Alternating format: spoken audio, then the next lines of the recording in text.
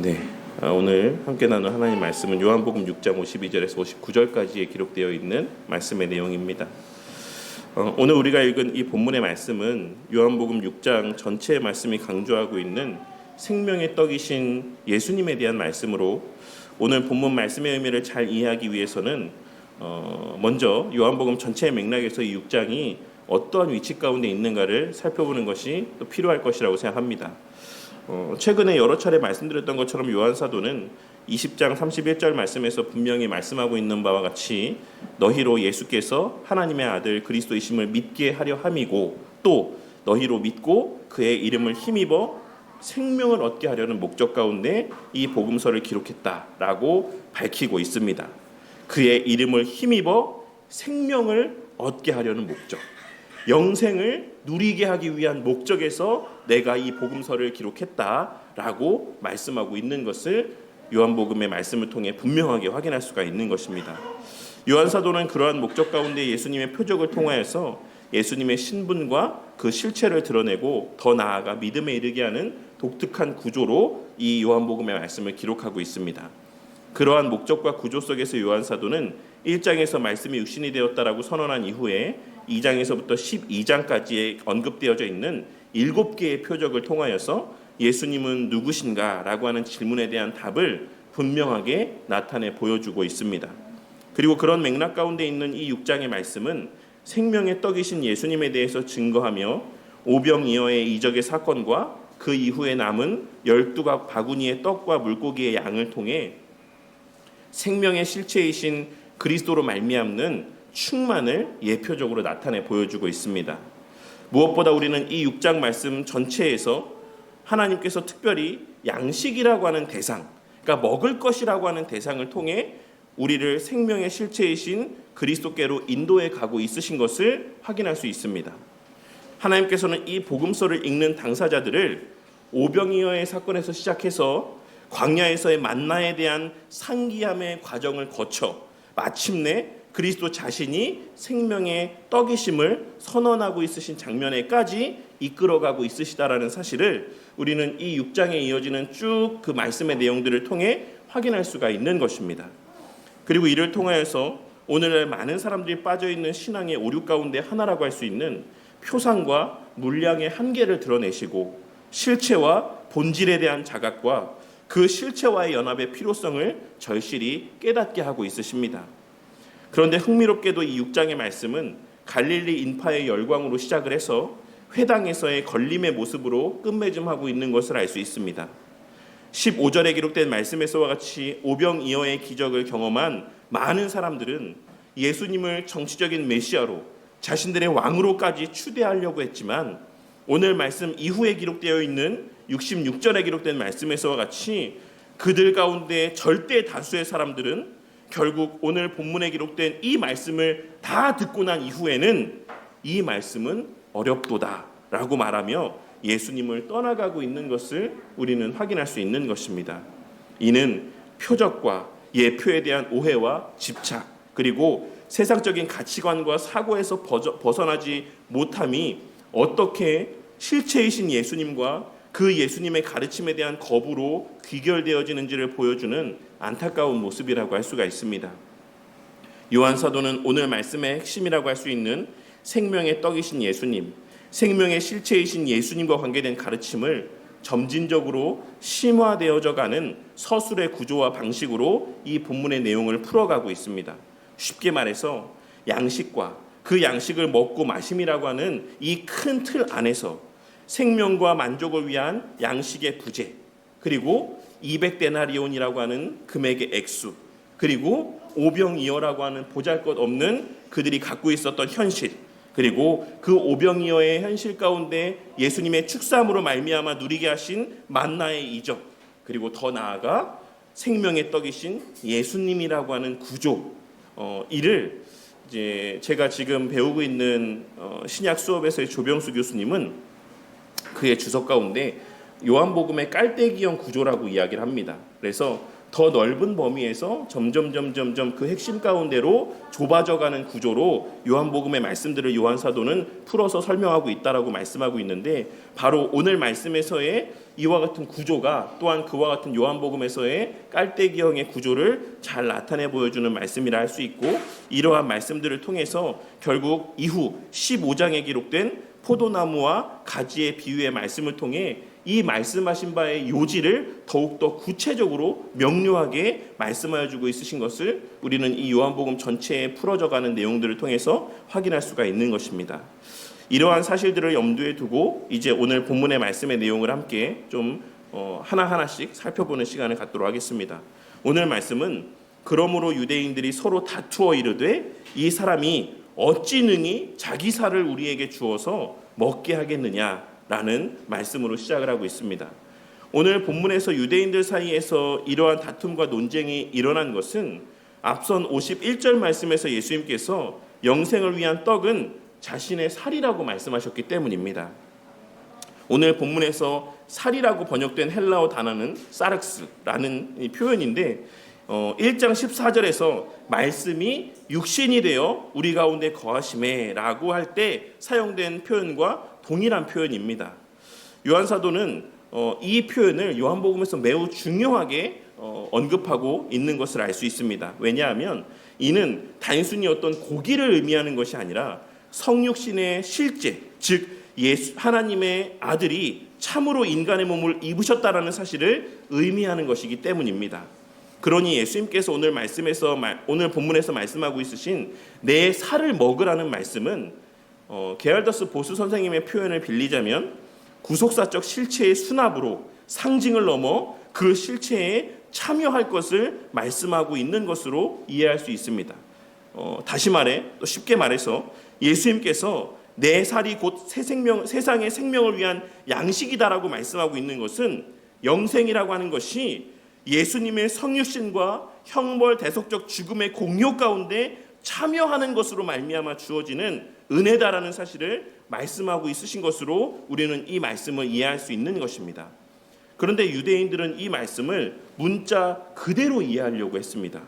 오늘 말씀에서 먹는다라는 말을 들었을 때 이 말씀을 1차적으로 들었던 유대인들이 떠올렸던 것은 일상적인 섭식의 행위였습니다.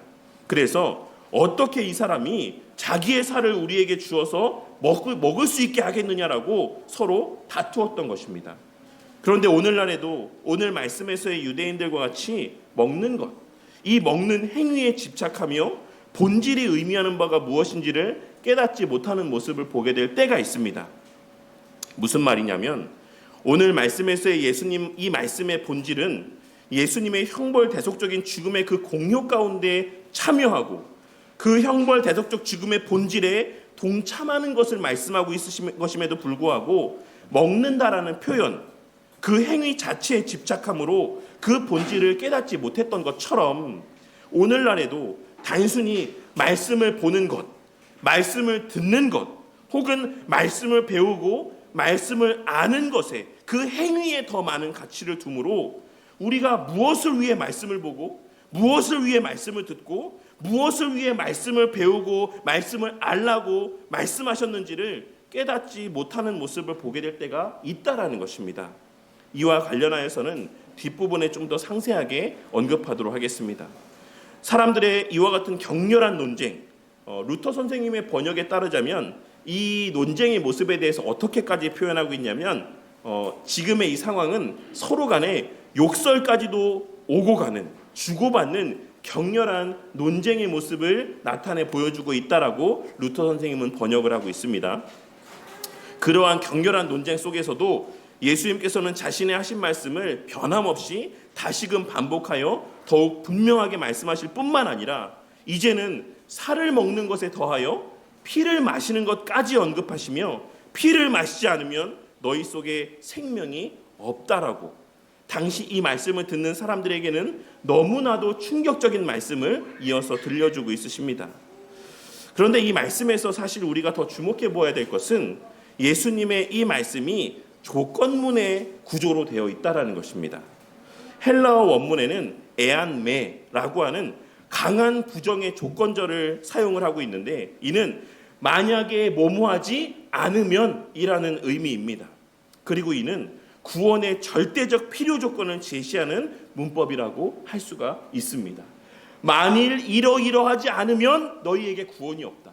만일 이러이러하지 않으면 너희에게는 영생이 없다라고 매우 강한 어조로 이것이 구원에 있어서의 절대적인 필요 조건이라는 사실을 이 본문의 말씀을 통해서 예수님의 그 문법적인 표현을 통해서 분명하게 말씀하여 주고 있으신 것입니다.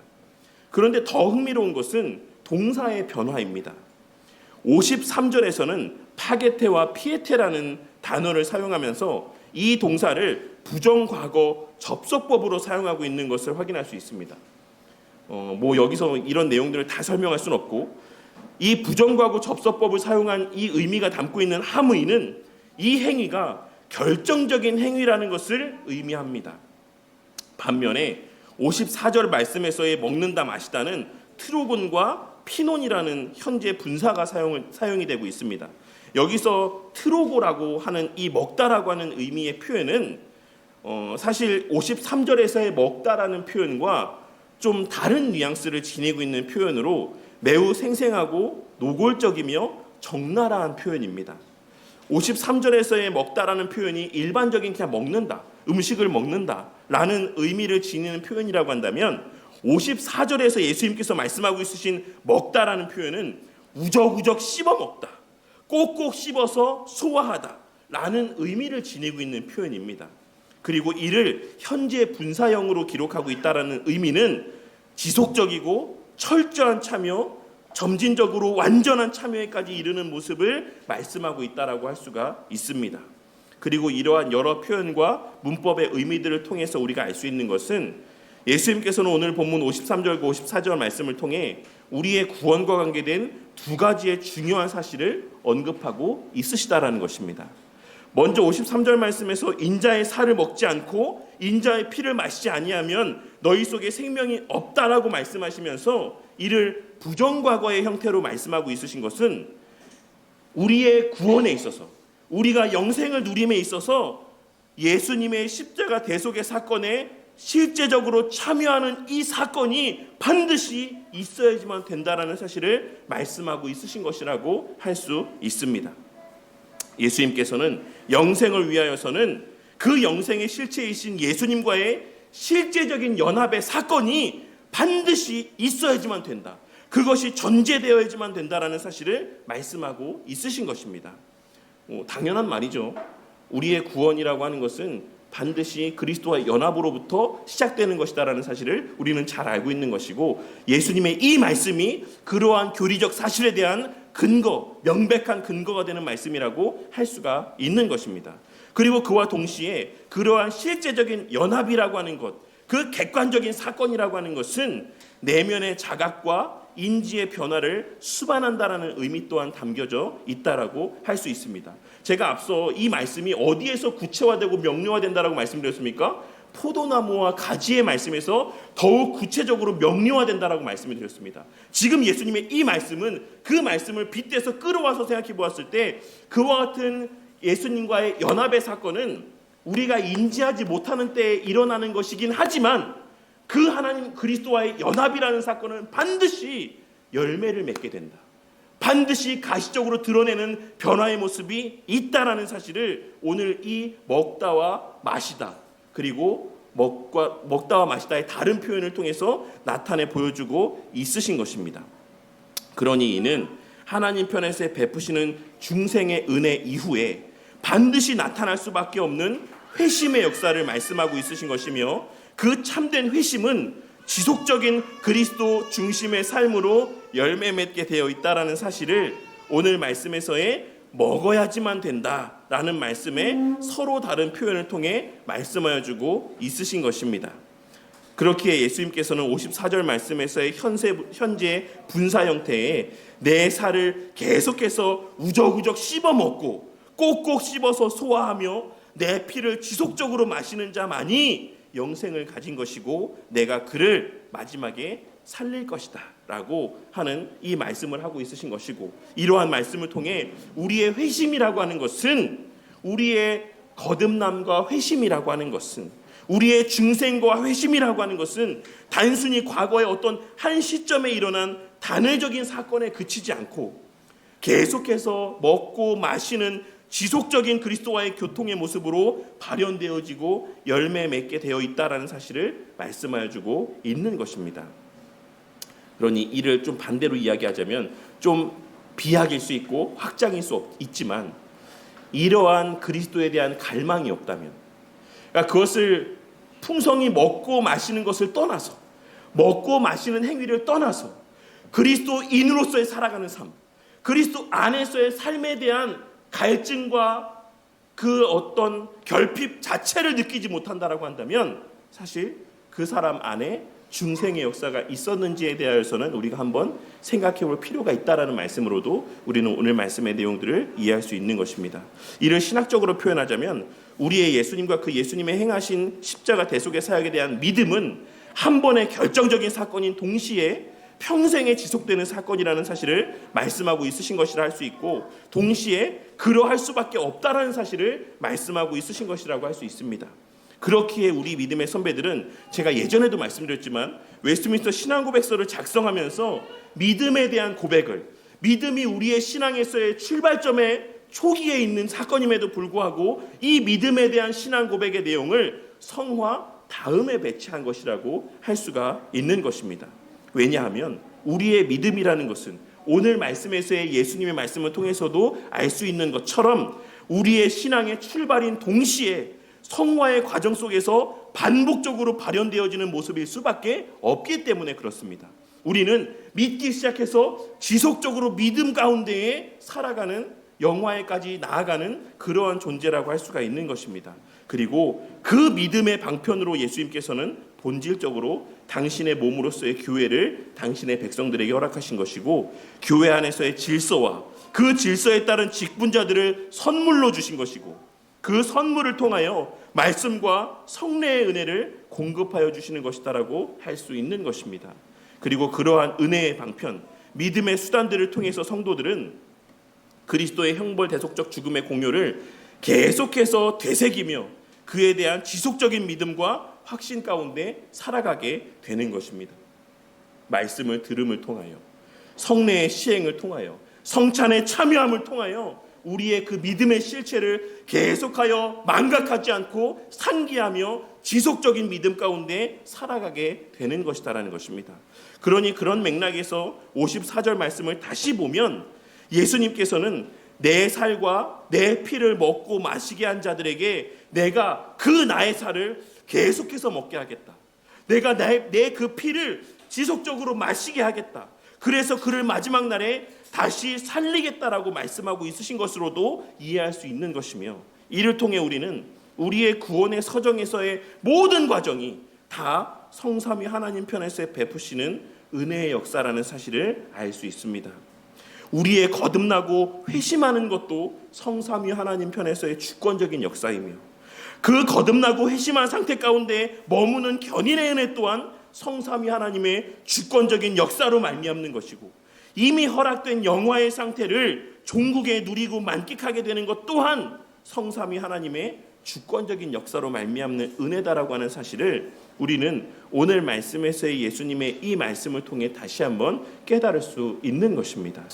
그리고 그 모든 약속된 은혜와 유익은 이후 복음의 확장 속에서 그의 몸된 교회를 통해 주어지고, 교회를 통해 누려지고 만끽되어지는 은혜라는 사실을 우리는 이후에 이어지는 사도행전의 말씀이나 어떤 계시적인 사건들이나 그리고 이후에 서신서들에서의 사도들의 가르침들을 통해 분명하게 깨달을 수 있는 것입니다.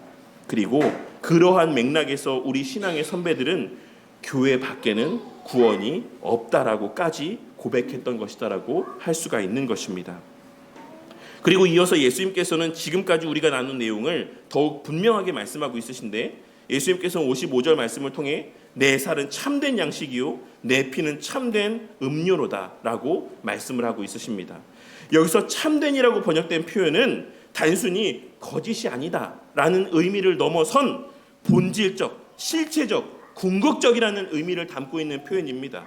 그러니 그런 맥락에서 예수님의 이 말씀은 내 삶만이 참된 양식이고 내 피만이 참된 음료다라고 말씀하고 있으신 것입니다.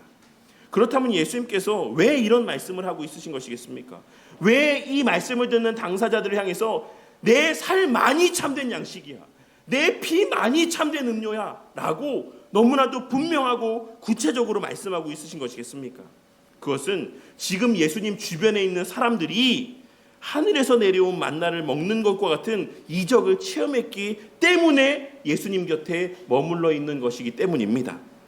이들은 지금 예수님을 26절에 기록된 말씀에서와 같이 떡을 먹고 배불렀기 때문에 그 예수님을 따르고 그 예수님 곁에 머물러 있었던 것이기 때문에 예수님께서는 자신에게 그와 같은 이유로 나온 사람들을 향하여서 니들이 먹었던 그 물리적인 떡과 그 음료들이 참된 양식이 아니고 심지어는 이적들도 참된 음료요 양식이 아니고 오직 예수님만이 참된 양식과 음료라는 사실을 그들에게 상기시켜주고 있으신 것입니다. 그렇게 그들을 향해서 49절에 기록된 말씀에서와 같이 너희 조상들은 하늘에서 내려온 만나를 먹었어도 다 죽었다라는 사실을 그들에게 분명하게 말씀하여 주고 있으신 것입니다. 하늘에서 내려온 만나가 하나님께서 베풀어 주신 놀라운 은혜임이 분명함에도 불구하고 광야에서 그들의 조상들이 먹었던 만나의 은혜가 실제적인 것이었고 하나님으로 말미암은 것이었고 놀라운 이적과도 같은 은혜인 것이 분명했음에도 불구하고 그 은혜를 체험했던 사람들도 다 죽었다라는 사실을 그들에게 상기시켜주며 그것이 실체가 아니다라는 사실을 그들에게 다시금 떠올리게 해주고 있는 것입니다. 그 만나는 임시적인 것이었고 그 만나는 표상적인 은혜였다라는 사실을 예수님께서는 오늘의 이 말씀을 통해 그들에게 분명하게 말씀하여 주고 있으신 것입니다. 만나는 참된 양식이 아니었습니다. 그럼에도 불구하고 오늘날에도 너무나도 많은 사람들이 만나의 이적과도 같은 이 놀라운 은혜와 놀라운 경험들을 사모합니다. 물론 우리가 신앙생활을 하면서 그 과정 가운데 놀라운 일들을 경험할 수 있습니다. 신앙생활을 하며 여러 특별한 은혜들을 체험할 수 있습니다. 죽을 병에서 낫게 될 수도 있고 여러 기적과도 같은 은혜들을 체험하게 될 수도 있다라는 것입니다. 하지만 오늘 말씀에서와 같이 그것이 우리의 참된 양식이 아니다라는 사실을 깨닫게 되는 은혜가 있으시기를 바랍니다. 우리는 그러한 기적과도 같은 특별한 은혜들을 통해서 살아가는 자들이 아니라는 것입니다. 무엇보다 오늘날 교회 시대를 살아가는 우리에게는 예표로서의 모든 은혜가 실제적으로 다 성취되었다라는 사실을 오늘 말씀을 통해 깨닫게 되는 은혜가 있으시기를 바랍니다. 구약 시대의 모든 이적들은 궁극적으로 예수님을 예표하고 더 나아가 그 예수님으로 말미암아 임하게 될 하나님 나라와 그 하나님 나라에서 누리게 하실 복을 예표합니다. 그러니 오늘날 이 시대를 살아가는 우리에게는 물론 그럴 일은 없겠지만 설령 하늘에서 다시금 내려오는 만나를 우리가 보고 먹게 된다라고 할지라도 설령 홍해가 다시금 갈라지는 오늘날에는 여기서 우리가 홍해가 갈라지는 거는 보기 힘들 테니까 한강이 갈라지는 이적을 우리가 목도하고 체험하게 된다라고 할지라도 그것보다 우리가 교회가 되어서 교회로서 살아가게 되었다라는 사실, 우리가 예수님과 하나가 되어 그 예수님 지체가 되어서 그 예수님의 행하시는 일에 수족이 되고 그 예수님으로 말미암는 예수님의 기쁨을 함께 공유하는 존재들이 되었다라는 사실이 이러한 이적을 목도하고 체험하는 것과 비교할 수 없는 본질적인 은혜이자 극치의 은혜라는 사실을 우리는 오늘 말씀에서의 예수님 말씀인 내 살이 참된 양식이고 내 피만이 참된 음료라고 말씀하시는 이 말씀을 통해 깨달을 수 있어야지만 되는 것입니다. 그리고 이어지는 56절 말씀은 오늘 본문의 핵심이라고 할 수 있습니다. 내 살을 먹고 내 피를 마시는 자는 내 안에 거하고 나도 그의 안에 거하나니. 여기서도 예수님께서는 54절에 기록된 말씀에서의 먹다와 마시다의 표현과 동일한 표현을 사용하시며 지속성을 강조하고 있습니다. 그리고 이를 통해 우리의 지속적인 살과 피를 먹고 마시는 행위가 우리의 예수님 안에 거함과 예수님의 우리 안에 거함과 밀접한 관계 가운데 있다라는 사실을 말씀하여 주고 있으십니다. 여기서의 거한다라는 말은 메네이라는 동사인데 이는 요한복음에서의 핵심적인 단어 가운데 하나입니다. 여기서의 거한다는 표현은 단순히 어떤 거주하다라는 의미를 넘어서서 존재론적인 결속을 의미하는 표현입니다. 그리고 이는 앞서도 말씀드렸던 것처럼 이후 15장 말씀에서의 포도나무와 가지의 비유에서 더욱 분명하게 언급되고 있는 바와 같이 생명의 연합을 의미합니다. 그러니 예수님께서는 이 말씀을 통해 예수님과의 결속의 상태 가운데 있는 자의 표징 가운데 하나가 바로 예수님의 살과 피를 지속적으로 먹고 마시는 것이다라고 말씀하고 있는 것입니다. 왜 그렇습니까? 그들이 예수님과 하나가 됨으로 말미암아 그들의 양식이 이제 육의 양식에서 예수님께서 먹고 마시셨던 그 예수님의 양식으로 변화되어졌기 때문인 것입니다. 그런데 여기서 예수님께서는 이 연합의 관계를 상호내주의 구조로 말씀하고 있으신 것을 알 수 있는데, 이를 통해서 예수님께서는 앞에서도 말씀드렸던 것처럼 우리의 그리스도 안에 거함, 즉 내 살을 먹고 내 피를 마시는 삶을 지속적으로 살아갈 수 있는 것이, 우리가 그리스도인으로서 살아갈 수 있는 것이 그리스도의 우리 안에 거함으로 말미암는 은혜다라는 사실을 말씀하여 주고 있으신 것이다라고 할 수 있는 것입니다. 예수님께서는 일방적으로 당신의 백성들을 향해서 너희들 내 안에 거하지만 돼 라고만 말씀하고 있는 것이 아니라 나도 너희 안에 거하겠다라고 말씀하심을 통해 우리의 그리스도 안에 거하는 삶이라고 하는 것이 그리스도의 우리 안에 거함으로 말미암는 은혜다라는 사실을 말씀하여 주고 있는 것입니다. 그리고 그러한 맥락에서 다시 말씀드리자면 오늘 말씀에서 예수님께서 말씀하고 있으신 모든 요구는 결국 궁극적으로는 앞서 말씀드렸던 것처럼 내가 내 살을 먹게 하겠다, 내가 내 피를 마시게 하겠다, 내가 나의 피를 나의 백성들에게 계속해서 먹게 하고 마시게 하겠다, 그래서 그를 마지막 날에 다시 살리겠다라는 예수님을 통해서 베풀어질 은혜에 대한 약속의 말씀으로 이해할 수 있다라고 할 수 있는 것입니다.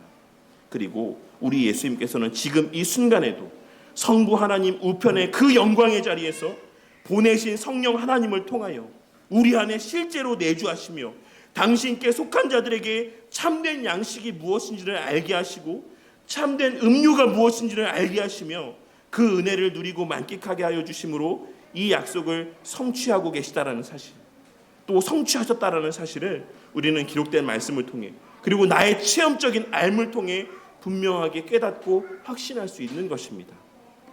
그리고 이어지는 말씀을 통해 성도와 교회 공동체의 존재의 기초와 근간을 말씀하여 주고 있으신데, 예수님께서는 내가 아버지로 말미암아 사는 것 같이 나를 먹는 그 사람도 나로 말미암아 살리라라고 말씀하시므로 성도와 그 성도의 공동체인 교회는 예수님으로 말미암아 존재하는 것이다라는 사실을 분명하게 말씀하여 주고 있습니다. 이는 교회의 생명이, 교회의 존재가 자급이 아닌 의존의 구조 가운데 있다라는 사실을 말씀하여 주고 있는 것입니다. 교회는 스스로 생명을 만들어낼 수 없습니다. 성도는 스스로 영생을 누릴 수 없고 스스로 참된 만족을 누리고 만끽할 수 없는 존재들입니다. 예수님께서는 오늘 이 말씀을 통해 교회와 성도는 오직 그리스도로 말미암아, 오직 그리스도를 통해서만 살 수 있고 그리스도를 통해서만 존재할 수 있으며 그 예수님을 통해서만 참된 만족과 기쁨을 누리고 만끽할 수 있다라는 사실을 분명하게 말씀하여 주고 있으신 것입니다. 그리고 이어서 예수님께서는 58절 말씀에서 다시 한번 만나를 언급하고 있으십니다. 이것은 하늘로부터 내려온 떡이니 너희 조상들이 먹고도 죽은 것과 같지 아니하여 이 떡을 먹는 자는 영원히 살리라. 먹고도 죽었다라는 표현은 표상과 기적 체험의 한계를 보여줍니다. 그것이 아무리 하나님께로부터 온 것이라고 할지라도 실체가 아니면 결국 죽음을 피할 수 없다라는 사실을 말씀하고 있으신 것입니다. 그리고 이어서 오늘 말씀을 끝맺음하시면서 이 말씀은 예수님께서 가버나움 회당에서 가르치실 때에 하신 것이다라는 사실을 말씀하고 있는데, 이는 이 자리가 갖고 있는 의미가 분명히 있기 때문입니다. 회당은 공적 말씀 선포의 자리입니다. 그러니 요한 사도가 예수님의 이 생명의 떡의 말씀이 회당에서 선포된 말씀이라고 언급하고 있는 것은 공적 말씀 선포의 자리에 그 권위와 가치를 드러내 보여주고 있는 것으로, 신령한 먹고 마심은 궁극적으로 그리고 본질적으로 사적인 묵상이나 개인적인 신비한 체험의 맥락에서가 아닌 공교회의 질서 속에서의 말씀 선포의 수단 가운데 선포되고 유지되는 것임을 시사하고 있는 것이자, 공교회적 모임의 그 자리의 가치, 공동체로서의 교회의 가치를 상기시켜주고 있는 말씀이라고 할 수 있습니다. 앞서 말씀드렸던 것처럼 예수님께서는 이 살과 피의 먹고 마심의 은혜를 공급하여 주시기 위해 이 땅에 자신의 몸으로서의 교회를 세우신 것이고, 교회 안의 질서와 그 질서에 따른 직분자들을 선물로 주신 것이며, 그 선물을 통하여 말씀과 성례의 은혜를 공급하여 주시는 것이다라고 할 수 있는 것입니다. 그리고 우리는 그 사실을 오병이어의 이적 가운데 12 제자들을 통하여 그 은혜가 실제적으로 공급되었다라는 사실을 통하여서도 분명하게 확인할 수 있습니다. 앞서 잠깐 언급했던 조병수 교수님은 그의 요한복음 주석에서 오병이어의 이적 가운데 언급된 12바구니는 이 오병이어의 이적이 12 제자들을 통해 베풀어진 이적이다라는 사실을 나타내 보여주는 하나의 어떤 장치다라고 해석을 하고 있습니다. 그리고 그런 맥락에서 우리는 이 12 제자가 의미하는 교회를 떠올릴 수 있고, 이는 하나님께서 공급하여 주시는 먹고 마시게 하시는 은혜는 궁극적으로 교회를 통해 공급하여 주시는 은혜다라는 사실을 생각할 수 있는 것이고, 더 나아가 오늘 말씀에서의 요한 사도의 언급을 통해 특별히 공적 예배 중에 말씀 선포의 시간과 이러한 방식을 통해 그 은혜를 깨닫게 하시고 교회 공동체 안에서 누리고 만끽하게 하신다라는 사실을 우리는 오늘 말씀의 전체적인 내용을 통해 발견하고 깨달을 수가 있는 것입니다. 그리고 그러한 은혜의 방편, 믿음의 수단들을 통해 성도들은 그리스도의 형벌 대속적 죽음의 공효를 계속해서 되새기며 영화의 그 순간까지 예수님에 대한 믿음과 확신 가운데 살아가게 되는 것입니다. 그렇다면 오늘 말씀에서 우리가 발견할 수 있는 구속사적인 의미는 무엇이 있겠습니까? 첫째로는 예표와 표상의 한계를 우리는 깨닫게 됩니다. 구약에서의 만나는 하나님의 은혜의 위대한 표상이었습니다. 만나는 분명 하나님의 은혜가 맞았습니다. 하지만 거기에는 한계도 있었습니다. 어떤 한계가 있었냐면, 첫째로는 임시적이라는 한계가 있었고, 둘째로는 매일같이 새로 받아야 된다는 한계가 있었고, 셋째로는 그 만나는 육체의 생명에만 유효했다라는, 그마저도 한계가 있었다라는 한계들을 갖고 있었던 것입니다. 58절에서 예수님께서 조상들이 먹고도 죽은 것과 같지 아니하여 라고 말씀하신 것은 바로 이 한계를 지적하고 있으신 것입니다. 만나는 표상이었지 실체가 아니었던 것입니다. 그리고 이는 오늘날 우리 또한 예수님을 예표했던 것들에 여전히 집착하며 본질을 놓치는 우를 범하여서는 안 된다라는 사실을 깨닫게 해줍니다. 예수님과 예수님으로 말미암는 복의 특성들을 담고 있는 땅의 복, 자손의 복과 같은 대상들을 복의 실체라고 착각하며 그것을 예수님보다 혹은 예수님으로 말미암아 주어진 복의 실체보다 더 귀하고 가치 있게 여기는 우를 범하여서는 안 된다라는 것입니다. 둘째로 구약의 모든 예언과 언약의 성취자로서의 예수님을 보게 됩니다. 앞서 말씀드렸던 것처럼 요한복음 1장 14절에서 말씀이 육신이 되어 우리 가운데 거하시매라고 할 때 이 육신이 바로 오늘 본문 말씀에서의 살과 동일한 표현입니다. 성육신은 단순히 하나님이 인간의 모습을 취하신 것이 아닙니다. 이는 하나님께서 우리의 생명이 되시기 위하여 우리와 동일한 본성을 취하신 사건인 것입니다. 히브리서 2장 14절에서 자녀들은 혈과 육에 함께 속하였음에 그도 또한 같은 모양으로 혈과 육을 함께 지니셨다라고 말씀하고 있는 것처럼, 이는 그분의 완전한 신성과 그분이 우리를 위해 드리신 완전한 희생을 나타내 보여주고 있는 것입니다. 그리고 레위기 17장 11절에서 육체의 생명은 피에 있다라고 했듯이 피는 생명의 상징입니다. 그러니 예수님께서 자신의 살과 자신의 피를 내어주셨다라는 것은 자신의 생명 전체를 우리에게 내어주셨다라는 의미입니다. 그리고 그런 맥락에서 그의 살과 피를 양식으로 삼아 살아간다라고 하는 것은 예수님으로 말미암아 거듭난 본성 가운데 살아간다라는 것을 의미합니다. 요한복음 4장 34절 말씀에서 예수님께서 나의 양식은 아버지의 뜻을 행하는 것이다 라고 말씀하셨던 것처럼 우리가 예수님은 양식으로 삼아 살아간다라고 하는 것은 예수님의 공급하여 주시는 모든 공동체적 개인적 은혜 가운데 예수님으로 말미암아 거듭난 본성을 따라 살아간다라고 하는 것. 다시 말해 하나님을 사랑하고 이웃을 사랑하는 삶을 살아가는 것을 말씀하고 있는 것이다라고 할 수 있는 것입니다. 단순히 말씀을 듣는 것을 말씀하고 있는 것이 아니라, 단순히 말씀을 배우는 것을 말씀하고 있는 것이 아니라, 그 말씀들이 가리키고 있는 실체인 예수 그리스도와 그 그리스도께서 행하여 나타내 보이신 본이 되는 하나님 사랑과 이웃 사랑의 삶을 나의 양식과도 같이 여기며 살아가는 것, 나의 목숨과도 같이 여기며 살아가는 것, 그것을 나의 삶의 원동력이라고 여기면서 살아가는 것, 그러한 삶을 예수님께서는 오늘 말씀을 통해 우리에게 말씀하여 주고 있으신 것이다라고 할 수가 있는 것입니다. 그리고 셋째로 예수님의 교회를 통한 일하심의 질서와 원리를 깨닫게 됩니다.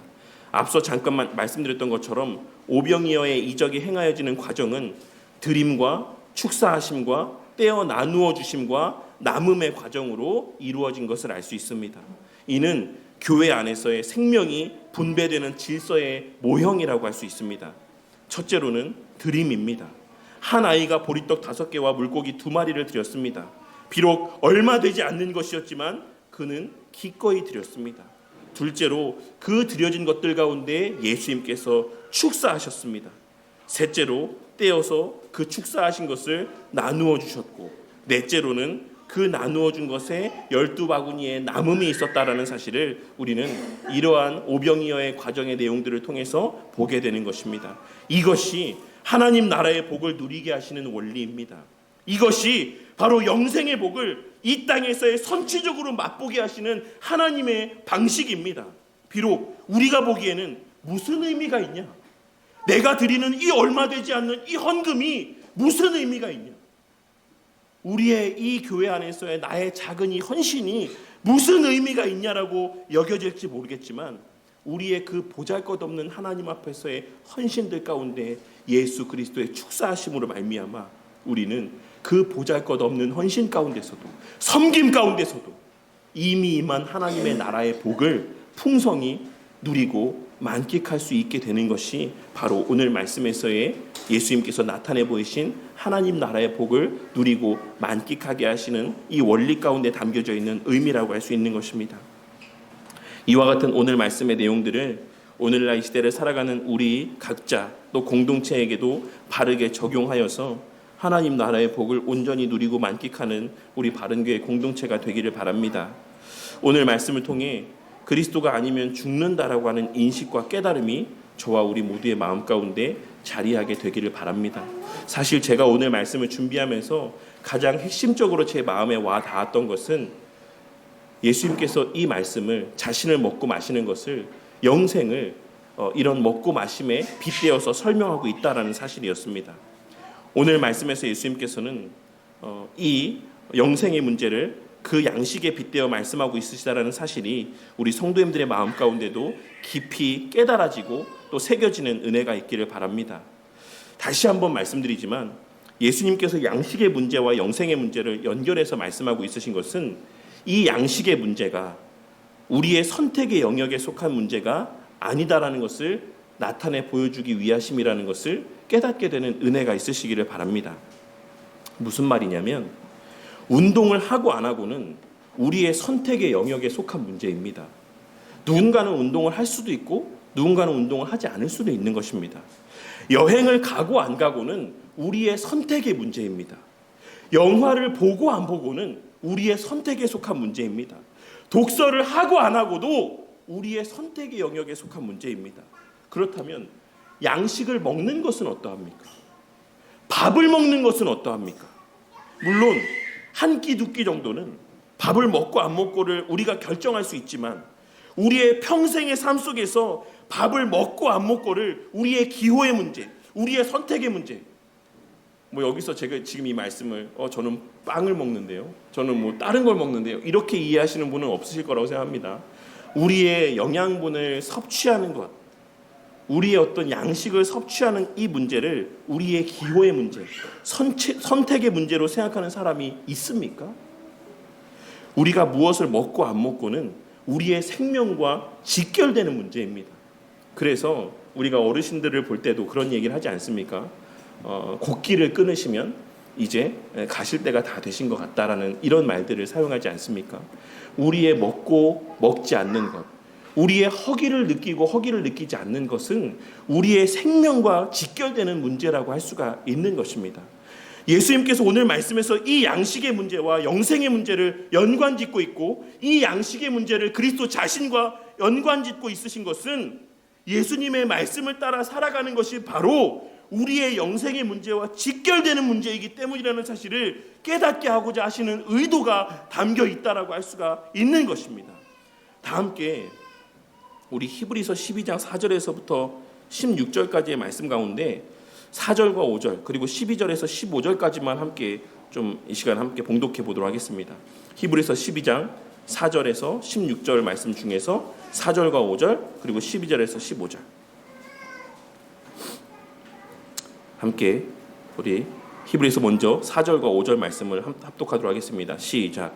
너희가 죄와 싸우되 아직 피 흘리기까지는 대항하지 아니하고 또 아들들에게 권한 것 같이 너희에게 권면하신 말씀도 잊었도다.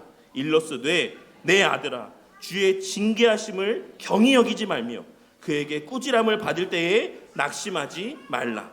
12절에서 16절 말씀 16절까지입니다. 16절까지를 함께 합독하도록 하겠습니다. 시작. 그러므로 피곤한 손과 연약한 무릎을 일으켜 세우고 너희 발을 위하여 곧은 길을 만들어 저는 다리로 하여금 어그러지지 않고 고침을 받게 하라.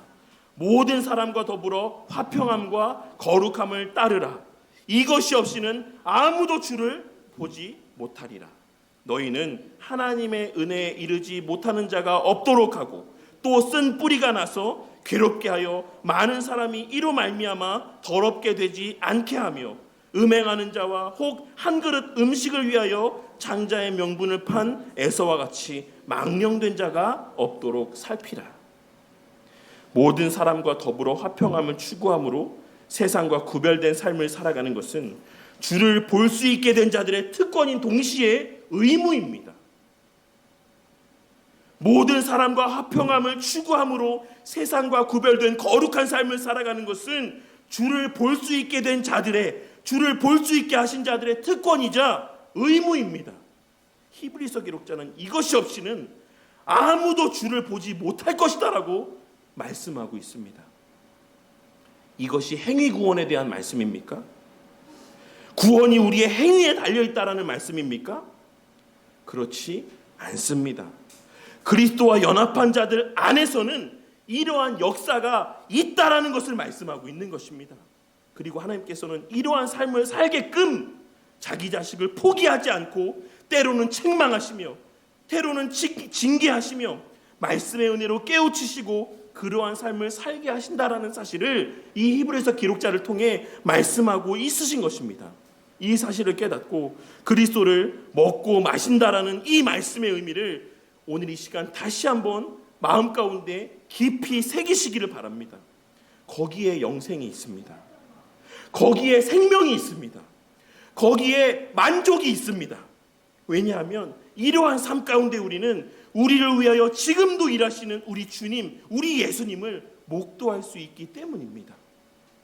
앞서 서두에 요한사도는 이 6장의 말씀을 어떤 구조로 표현하고 있다라고 말씀을 드렸습니까? 깔때기 구조로 말씀하고 있다라고 말씀을 드렸습니다. 그리고 그 대상은 200데나리온과 오병이어와 그 다음에 여기서 오병이어의 이적을 말하는 것이 아니라 5개의 떡과 2마리의 물고기를 말하는 겁니다. 얼마 되지 않는 이 오병이어의 양과 그리고 이 오병이어에서 비롯된 하늘에서 내려온 만나와 같은 이적의 은혜와 더 나아가 생명의 떡이신 예수님입니다. 오늘날 이 시대를 살아가는 모든 성도는 다 이 세 범주의 구조 속에서 살아갑니다. 무슨 말입니까? 누군가는 자신의 손에 쥐어져 있는 얼마 되지 않는 오병이어를 바라보며 이것이 무슨 소용이 있겠느냐고 생각하며 살아갑니다. 내 삶이 이렇게 보잘것없는데 이것이 무슨 의미가 있는 삶이냐? 나의 헌신이라고 하는 것이 이처럼 보잘것없는데 이것이 무슨 의미가 있느냐라고 생각하며 살아갑니다. 그와 동시에 자신이 배부르고 만족함 가운데 살려면, 의미 있는 삶의 족적을 남기려면 적어도 200데나리온의 돈은 있어야지 최소한의 만족된 삶은 살 수 있을 것이다라고 착각하며 살아갑니다. 여기서 200데나리온의 양의 액수가 얼마 정도 된다고 생각하십니까? 보통 이게 하루치의 품삯을 의미하니까 오늘날 뭐 그냥 많게 적게를 따지지 말고 일반적인 경우로 생각해 봤을 때 하루 일당을 한 10만 원으로 잡아서 보면 200데나리온은 한 2천만 원 정도의 금액이라고 할 수가 있을 것입니다. 우리가 생각하는 어떤 물질의 기준, 나는 연봉이 뭐 한 1억 정도 되면 나는 조금이라도 넉넉한 삶을 살 수 있을 것만 같다 라고 하는, 나는 어느 정도의 수준만 되면 만족스러운 삶을 살 수 있을 것만 같다 라는 근거 없는, 실체 없는 확신 가운데 살아가는 모습을 보게 될 때가 있다라는 것입니다. 그리고 또 어떤 사람들은 개인적인 영적인 체험과 신앙적인 만족을 추구하며 살아가기도 합니다. 다시 말해 만나의 이적의 가치를 두고 살아가는 사람들도 있다라는 것입니다. 이는 한편으로는 신비주의적인 모습들을 추구하는 모습으로 발현되어지기도 하고, 다른 한편으로는 신학적인 지식을 추구함과 교회적 삶에서의 만족을 추구하는 삶의 모습으로도 발현되기도 합니다. 신비한 것을 보고 듣는 것에서 자신의 영생의 확신과 신앙의 동력을 찾으려 하기도 하고, 다른 부류의 사람들은 매주 신앙의 삶 속에서 외적인 교회 중심의 삶의 모습에서 매일같이 매주같이 드리는 이 예배의 모습 가운데에서, 혹은 많은 깊이 있는 신학적인 지식을 추구하는 삶의 모습에서 자신의 영생의 확신과 삶의 동력을 얻고자 하는 이들도 있다라는 것입니다. 하지만 오늘 말씀을 통해 아무리 신비한 체험도 우리에게 영생의 복을 누리게 하지 못하고, 5장 39절과 40절에 기록된 말씀에서와 같이 뭐라고 말씀하셨습니까? 5장 39절 40절에 너희가 성경에서 영생을 얻는 줄 생각하고 성경을 연구하거니와 이 성경이 곧 내게 대하여 증언하는 것이니라. 그러나 너희가 영생을 얻기 위하여 내게 오기를 원하지 아니하는도다라고 말씀하고 있으신 것처럼, 사람들이 성경에서 영생을 얻는 줄 생각하고 성경을 부지런히 연구하긴 하지만 정작 그 영생의 실체이신 예수님께는 나아가지 않는다라고 예수님께서 말씀하신 것처럼, 아무리 깊이 있는 신학적인 지식도, 아무리 풍성한 성경적인 지식도, 성경을 달달달달 외우는 성경의 풍성한 은혜 속에서도 그것이 우리에게 영생을 누리게 하지는 못한다라는 사실을 오늘 말씀을 통해 깨닫게 되는 은혜가 있으시기를 바라는 것입니다. 오직 예수님께 나아가는 삶만이 우리에게 영생의 복을 누리고 만끽하게 합니다. 예수님의 살과 피를 실제로 먹고 마시는 자들만이 영생의 복을 누리고 만끽할 수 있습니다. 오직 하나님을 실제로 사랑하고 내 이웃을 실제로 진심으로 사랑하는 삶만이 영생의 복을 누리고 만끽할 수 있다라는 것입니다. 이것이 진리입니다. 이것이 복음의 또 다른 모습입니다. 예수님은 우리로 하여금 아무것도 하지도 않고 그저 예수님의 행하신 모든 것들을 그저 떠먹여만 주시는 분이 아니라, 여전히 우리가 죄 가운데 머물고 여전히 이기적인 모습 가운데 머물러 있음에도 불구하고 그 영생의 복을 하나님 편에서 일방적으로 누리게 하시는 것이 아니라 그와 같이 되게 하심, 곧 예수님과 같이 되게 하심으로 영생의 복을 누리게 하십니다. 우리 안에 거하시며 자신 안에 거하게 하심으로 그 자신의 공급하여 주시는 힘과 능력 가운데 자신이 하나님을 사랑하신 것 같이 하나님을 사랑할 수 있게 하시고, 자신이 우리를 사랑하신 것처럼 우리도 서로를 사랑할 수 있게 하여 가심으로 하나님을 볼 수 있게 하시고 영생의 복, 하나님 나라의 복을 누리고 만끽할 수 있게 하여 주신다라는 것입니다. 여기에 목숨을 거는 저와 우리 모두가 되기를 바랍니다.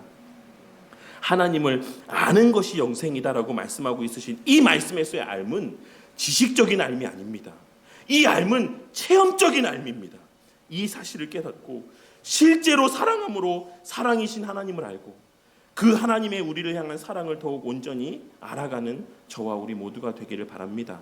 그리고 그 하나님의 사랑을 가장 온전히 알고 풍성히 알고 체험적으로 알 수 있는 곳이 바로 이 하나님 나라의 현시인 교회 공동체인 것을 깨닫고 교회적인 삶의 목숨을 거는 저와 우리 모두가 되기를 바랍니다.